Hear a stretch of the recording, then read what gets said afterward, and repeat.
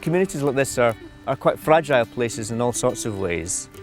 And this community has been quite good at attracting investment in the past, principally through grants and fundraising and things like that, but those don't really provide a sustainable future to invest long term in the kind of things this community needs.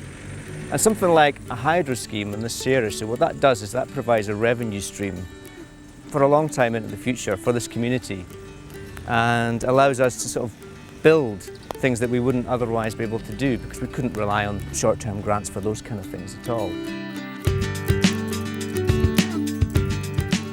What we decided as a community was that we would have a year-long consultation process. So we brought in some outsiders, who could actually take a step back and help us actually sort of make some decisions as a community about what we wanted to invest in.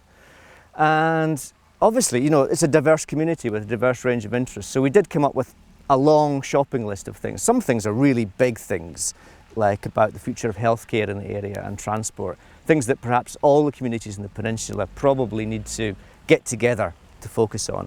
But some things are sort of more immediate, around a community venue where people can do things. Some people have mentioned things like about sporting facilities and improving them. There's also talk about taking some of that money and investing in more renewable energy that could make the place carbon neutral.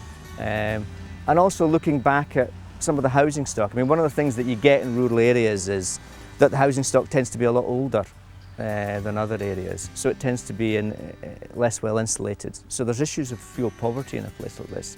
And so one of the things that came out in the consultation, for example, was using some of that revenue to invest in reducing the energy demand of homes in the area, which I think there's a bit of a virtuous cycle there as well. One of the things about living in a place like this is that everybody's a volunteer, and if you want things to happen, you have to volunteer to make things happen.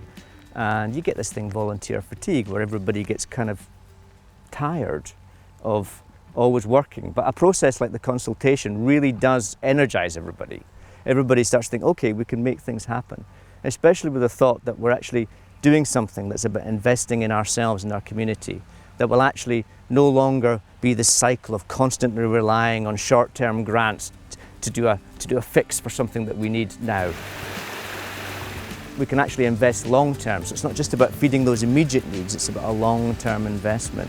And I think that takes some of the pressure off those volunteers who can actually maybe start thinking about some of those broader things within the peninsula that we might want to change.